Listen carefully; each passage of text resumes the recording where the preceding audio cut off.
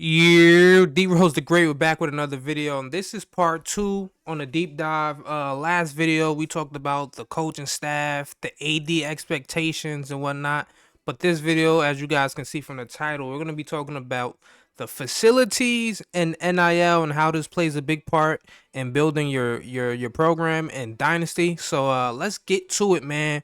Without further ado, also if you enjoy these type of videos, man, don't forget to like, subscribe, comment, do all that good stuff, man. We're trying to get in this algorithm for CFB 27, man, because we're definitely gonna be consistent, and we're gonna be dropping all the tips that I've been doing, like typically like what I did in 26, man. We're gonna try to be the first to find all of the tips and tricks to building your program the correct way. But it all starts from here. Yeah, so let's get into facilities. It says facilities are the clearest long-term investment you can make in your program. And CFB 27, you now have direct control over your athletic facilities grades, giving you the ability to shape one of the most important parts of your school's identity. Now, of course, obviously, you guys know last year that was one of the things that was kind of like static. You really couldn't really change it for the most part. It was basically like academic. Was it called academic prestige? Where is one of those things that was static. You really can't change it. It just depends on what they grade that team in real life.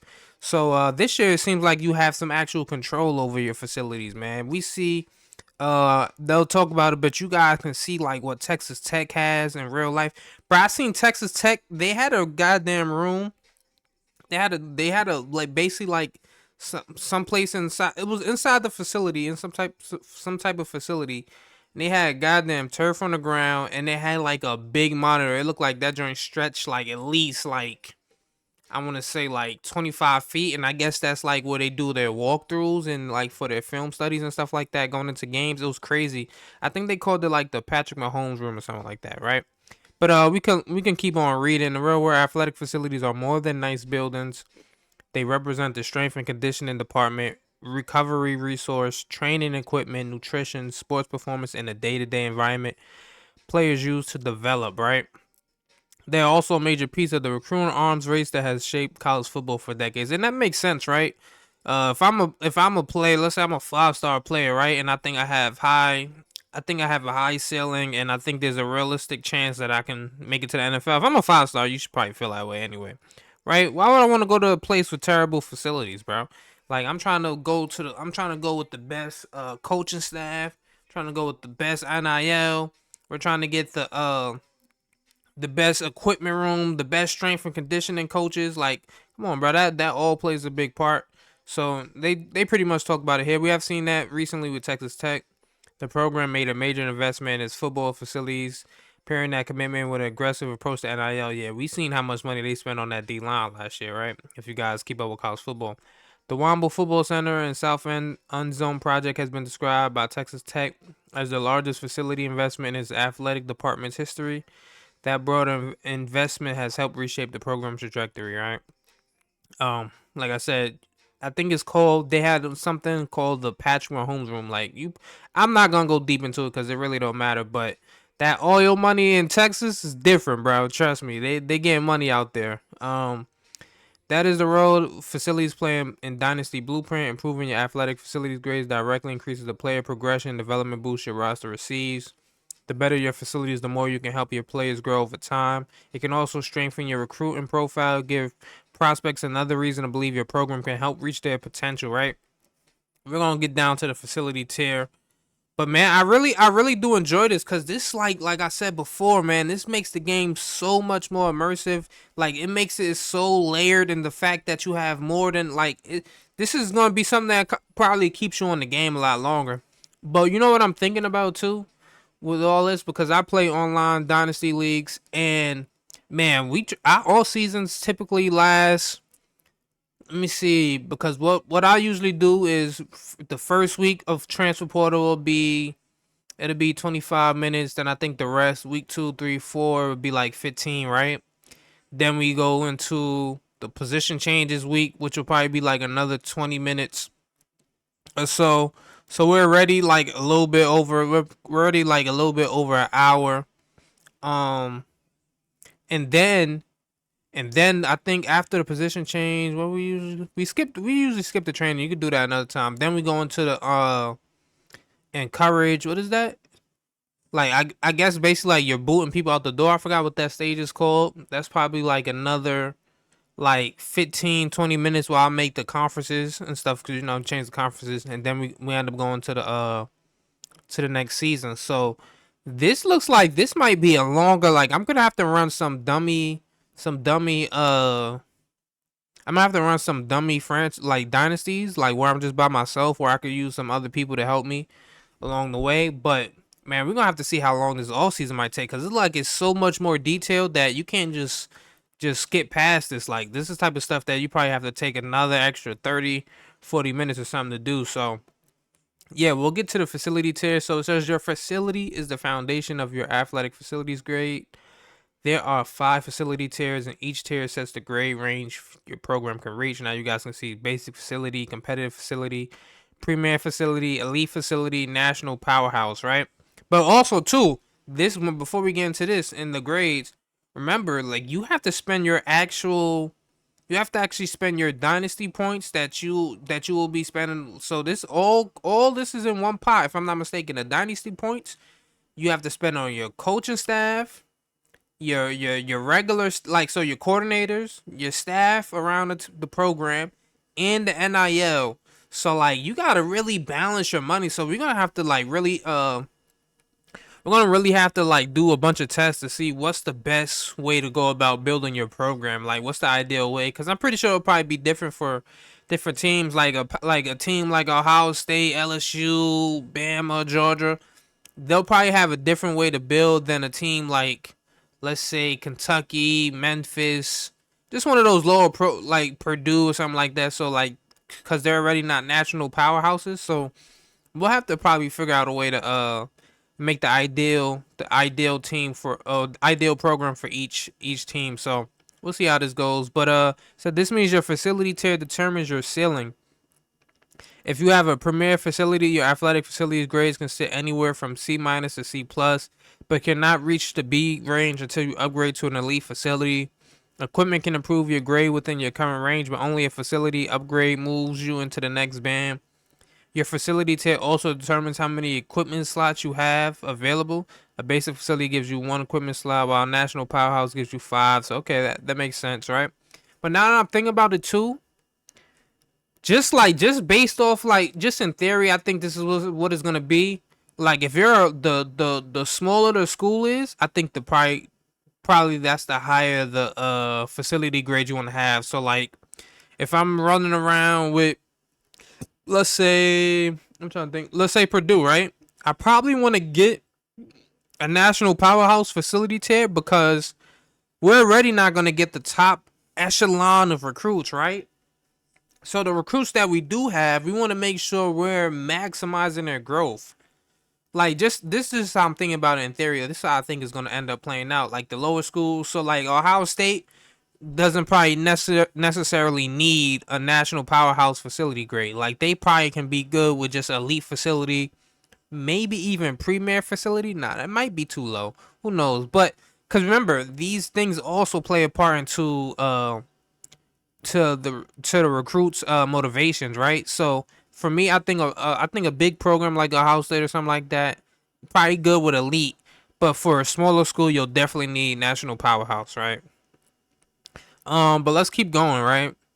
It says upgrading and maintaining your facility. Facility upgrades and downgrades happen during end of season recap. You can upgrade or downgrade your facility once per year. If you choose to upgrade, your facility will be under construction throughout the all season and will be available during the preseason of the following year. Okay, that makes sense.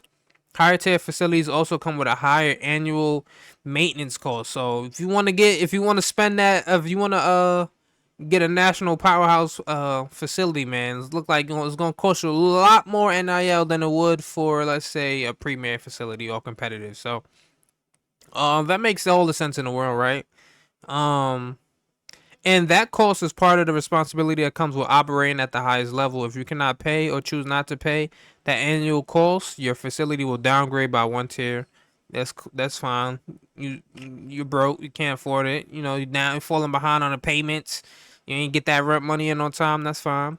Downgrading can also be a strategic choice. Dropping from national powerhouse to elite will reduce your annual maintenance costs, freeing up dynasty points for other areas of your blueprint. Like I said, you probably if I got a big program, I rather focus on getting the better recruits or the better coaching staff, like coordinators. So we'll see how that plays out. Let me see something real quick. Says if you later decide to upgrade back to the tier you recently left, the upgrade will cost the upgrade cost will be reduced because your program is already operating at that level. All right, that's fine. So let's just take a look at this. It says base facility F, competitive facility D plus. It shows you on the side. Right now, elite facility will cost 3,100. Oh my god, 3,100. But we got to see what the budget looks like, right? For elite facility, it says 3,100. Let me see. Elite facility is the one before powerhouse, right? So imagine a powerhouse. Powerhouse is probably 4,000, maybe. Who knows? We'll see how it plays out. Um, yeah, we can continue on from there. Equipment. Equipment is the more flexible side of facilities, while your facility tier determines your grade range and number of slots.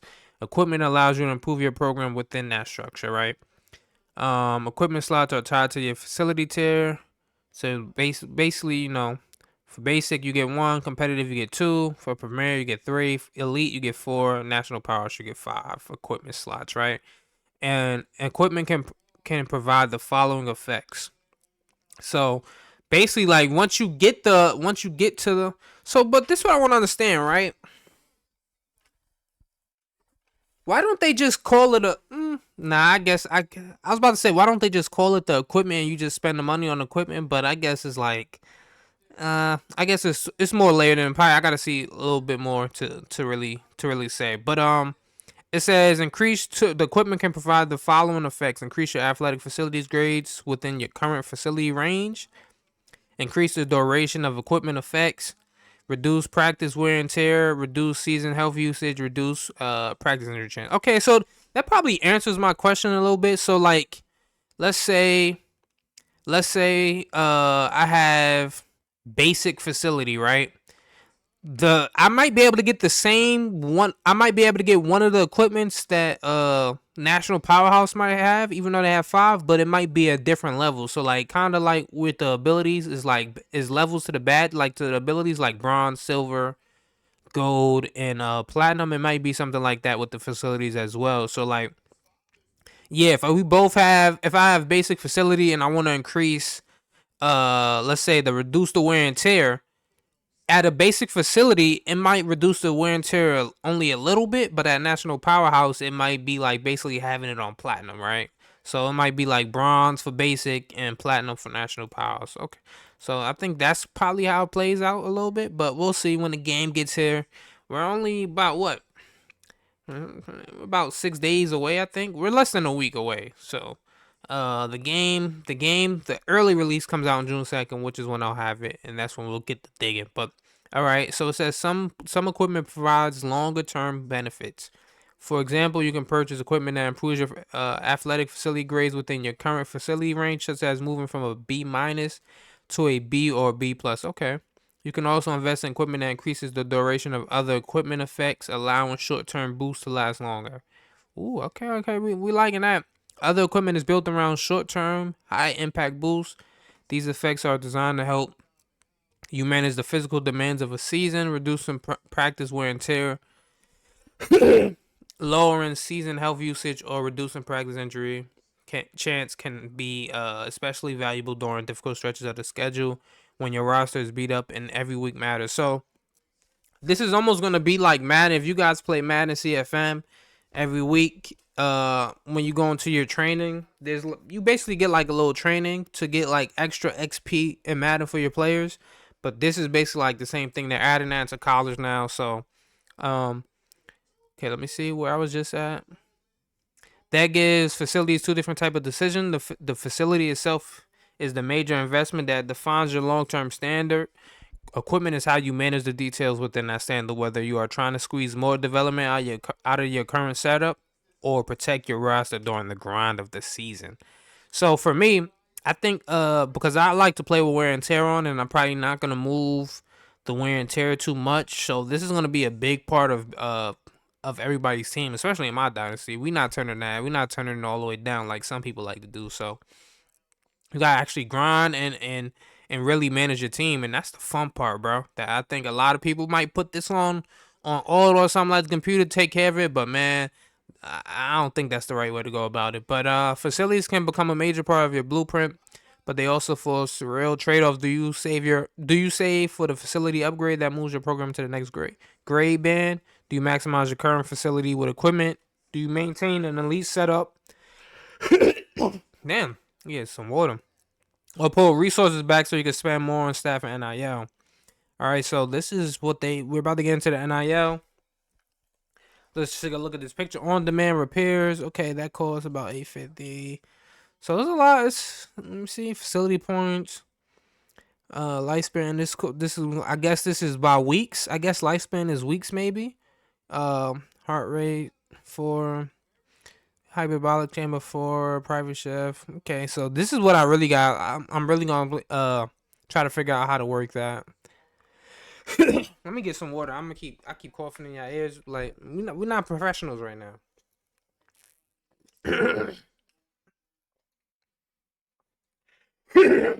All right. NIL has completely changed the landscape of college football. It has reshaped how programs recruit high school prospects, how they attack the transport, and how they retain their players. Right. Building a team is still about fit, playing time, development, scheme, relationships, pipelines, and the strength of your schools. Those things all still matter, right? We didn't expect those things to change for the most part, right? For me personally, well, no, I definitely built my team around scheme. I was about to say like a lot of times people just go after the best players, but me personally, I like to. I usually want for a specific scheme. Like all my corners, I need them to be bump and run. All my safeties, I needed coverage specialists. All my linebackers, I needed lurkers. For my edge rushers, I love speed rushers, DTs. I love that pure power. So, yeah, I'm more of a scheme guy. Recruiting NIL is about talent acquisition. It gives you another way to compete for high school prospects and transfers, especially when you're trying to close the gap against schools with stronger mind school grades, better pipelines, or a clearer recruiting advantage. Roster NIL is about retention too. Once players are in your program, NIL becomes one of the tools you can use to keep them there, especially as their role, production, and expectations change over time. Together, those two sides of NIL create one of the biggest resource decisions in your blueprint. Do you spend aggressively to win recruiting battles now? Do you protect your current roster from being pulled apart? Damn, bro, I'm over here dying doing this video. NIL expectations. This is where we get to the heart of it right here.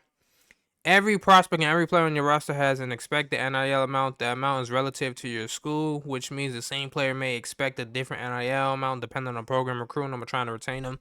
So I did see that EA, when they did their showcase video in Chicago, where they basically dropped like kinda somewhat trailers and gameplay teasers, and insights to the game and when it was in Chicago or whatever for CFB and Madden, they definitely talked about this, right? So um like Ohio State, I just keep using Ohio State. That's my favorite team. My fault.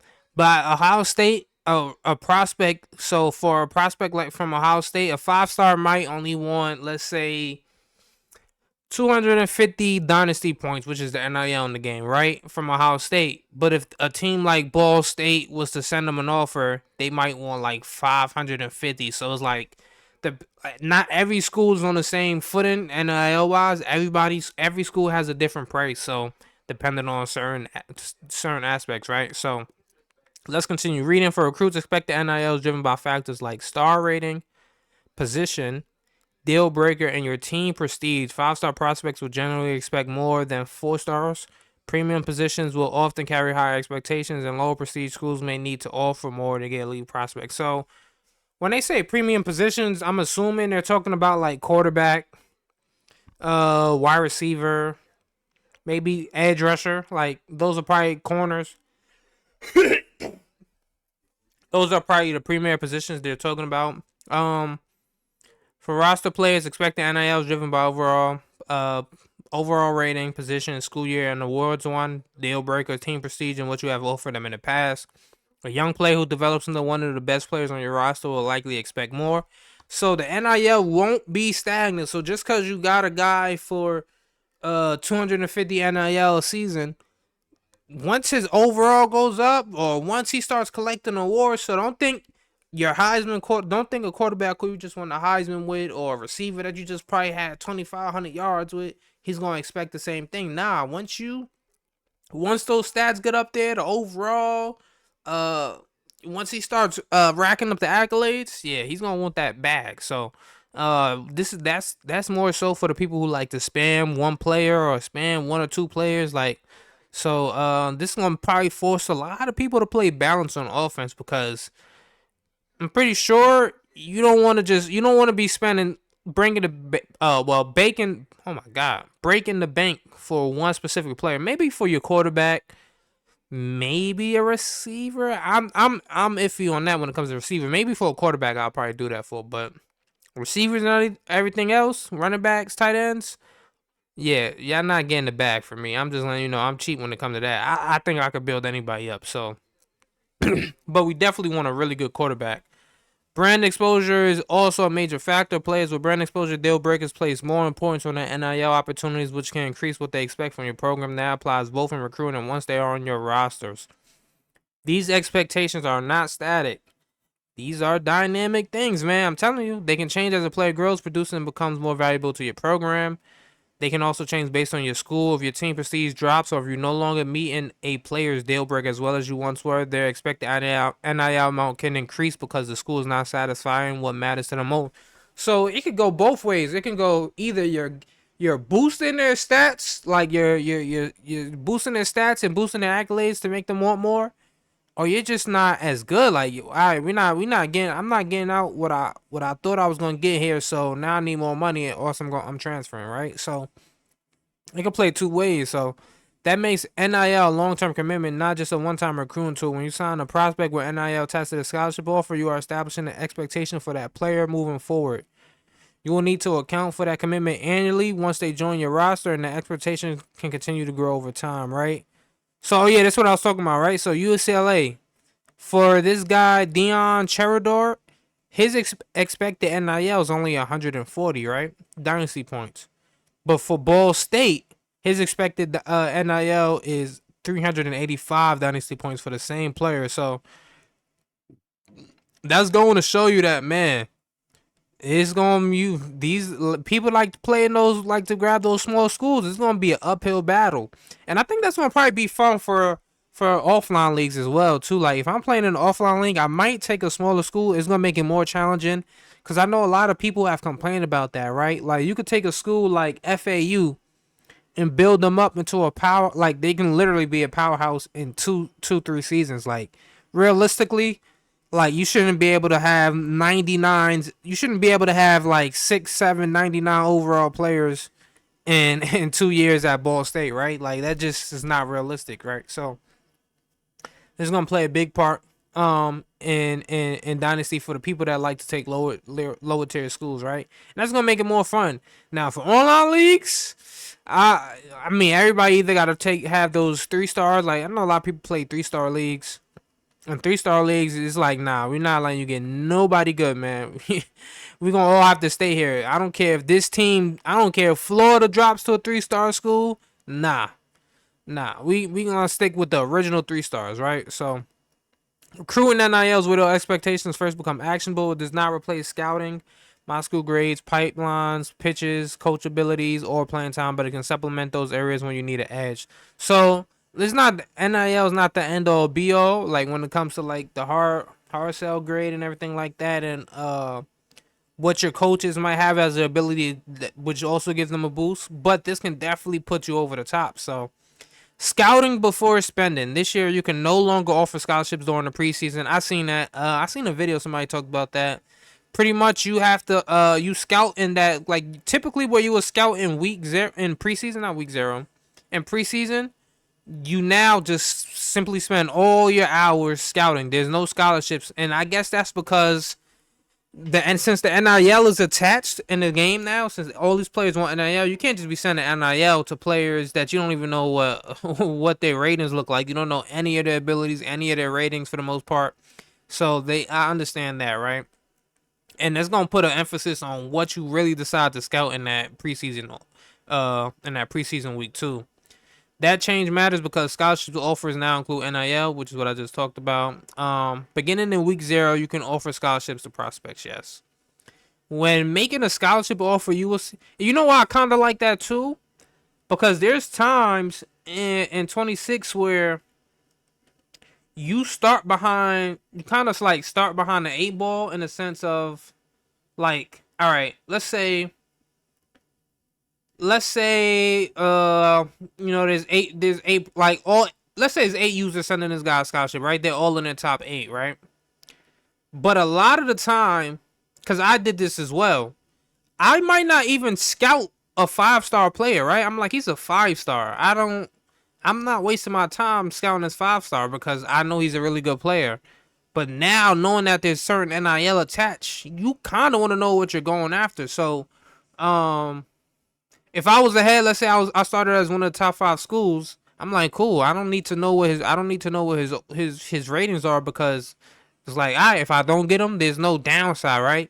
But in this year, since there's NIL attached, you kind of want to know what these players' ratings are, because if you just make an offer and he's one of the downside, like he's one of the you're paying like an absorbent amount of NIL to this player, you don't even know what his ratings are, but you could have end up getting a 4-star that was just as good for cheaper. You're gonna kind of be mad at yourself. So says when making a scholarship offer, you will see the prospect expect the NIL amount alongside your current offer. As you increase your offer above the expected amount, you will see the impact on the interest and the weekly influence bonus you will receive. If you offer below the expected amount, the interest will drop and you will take a weekly influence penalty. So don't think if you start him out at 250, let's say, all right. So this is a perfect example, right? We're gonna scroll down, right? This guy, Brian Bacon, his expected NIL is 70 Dynasty points, right? So let's say you offer him 100. Once you offer him 100, you can't go below that. Else you're gonna take a crazy penalty hit. And also too, this is what's gonna keep people honest. You gotta really decide if this player is worth it, because once he signs to your roster, so let's say if you could have got him for 70, right?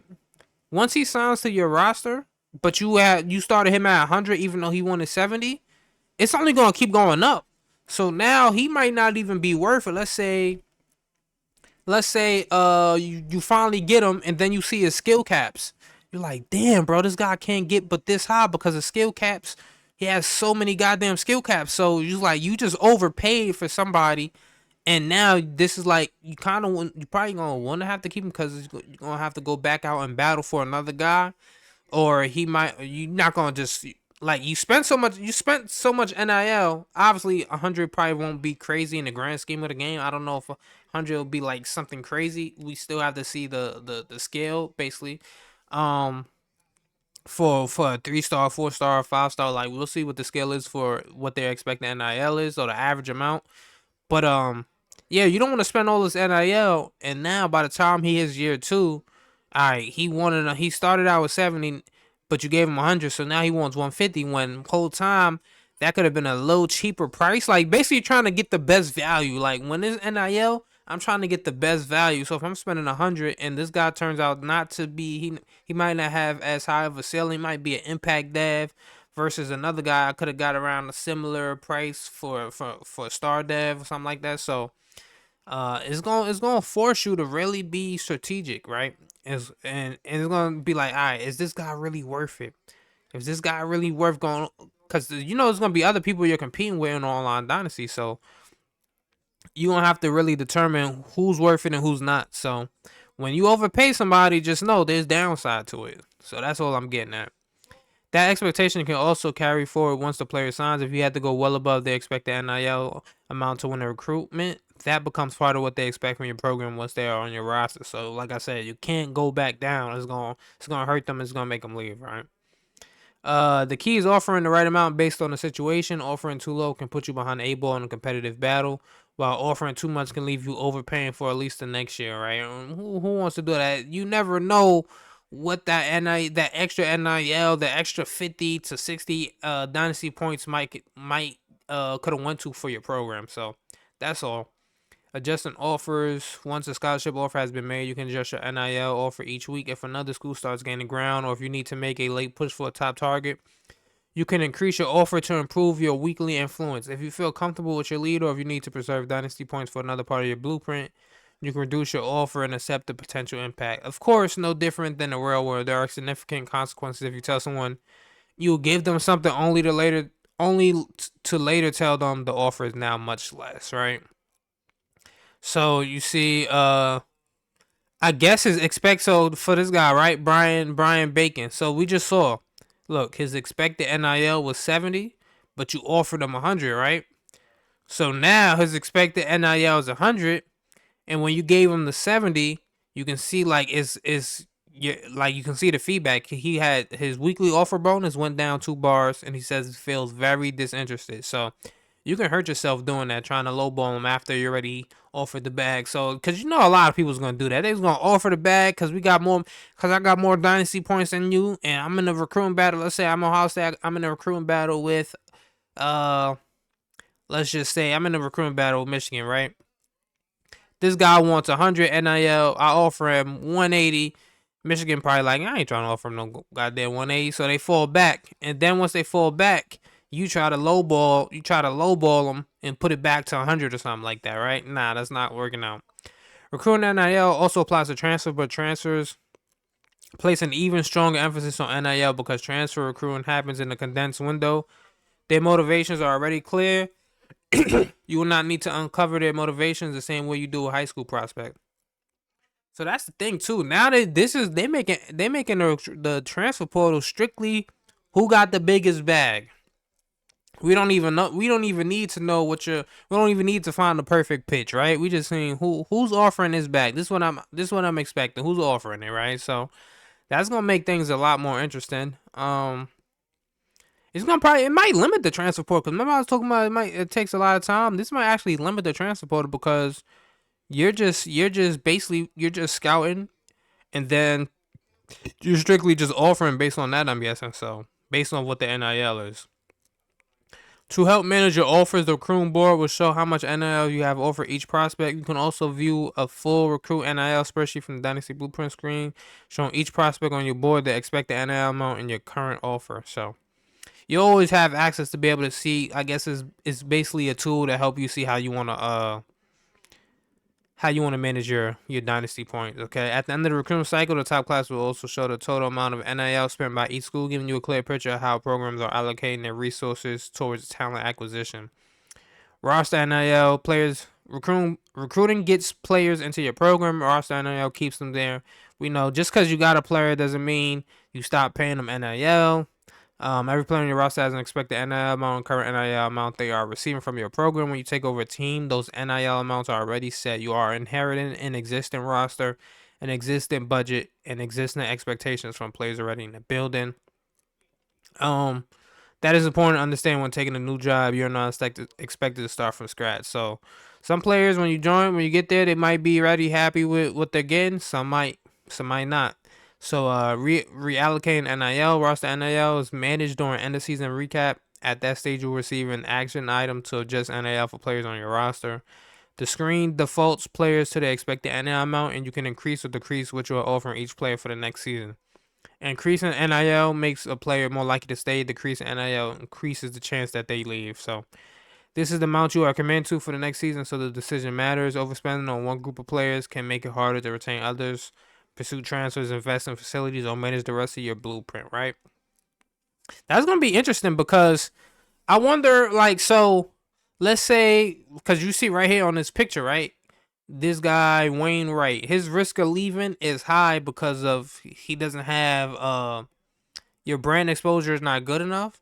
So I wonder, since his expected NIL is 185, and if you give it to 230, how many times do you get to offer it, right? Because I'm pretty sure if you offer him a big enough amount, he might just say, you know what, I don't even care about that brand exposure. You offer me a big bag, so we're just gonna up the bag and see if he stays. So I wonder if you get one chance. I wonder that, right? Or if there's some people that the NIL doesn't matter, you can offer him 500 dynasty points and he still leaves. So I wonder how that's gonna play out, but we'll see. Risk of leaving. The roster NIL screens includes a risk of leaving column. This shows which players are most likely at the risk of leaving because of NIL, the deal breaker, or for top eligible players to NFL draft. Increasing the player's NIL amount can reduce that. Okay, so it does. Can reduce that risk. In some cases, a strong NIL commitment can help improve a high-end players at same schools that are leaving for the draft. That's okay. Okay, we gotta offer that bag. You might gotta offer $6 million to get him to stay. That creates one of the most difficult decisions in the Dynasty blueprint. Who is worth protecting? You may not be able to satisfy everyone. A young quarterback, a star, pass rusher, a veteran offensive tackle, and a breakout wide receiver may all want more at the same time. Deciding who gets the biggest commitment can help shape the future of your roster. After advancing the week, you'll be able to see who has decided to enter the draft or transfer within Players League. Oh, so you don't even see until the next week. From there, you will have one final opportunity to persuade players to return to your school. However, persuasion is not a way to erase the NIL expectations you have already created. If you significantly reduce or remove a player's NIL, that decision is part of why they may choose to leave. All right. And bringing them back will still require you to account for what they expect from your program. So, tracking roster NIL, doing roster NIL management, the spreadsheet defaults to players at risk so you can quickly identify who needs attention. That's fine. You can view a player's current NIL amount from the roster or player module. NIL gives you another powerful way to build your program, but it comes with real consequences. Every point spent on a recruit is a point you may not have for retention. Every aggressive offer can raise future expectations. So, that's about it for the NIL. But I just kind of want to harp on that a little bit, man. This is what's gonna be so fun because you gotta really balance how to build your team. Do you care more about getting the best players? Do you care about building the players that you actually get? Do you care about having a great coordinators to help you recruit or possibly build up your players? Man, it's gonna be so much that goes into the game. Do you care about having a good staff so you can reduce the wear and tear throughout your games each week? So man, there's so much added into this game that man, it's gonna be fun, bro. And I can't wait to dive into this, man. But that's about it for the video, man. I would love to hear what you guys think in the comment section below. Once again, don't forget to like, subscribe, comment. I'm out. Peace.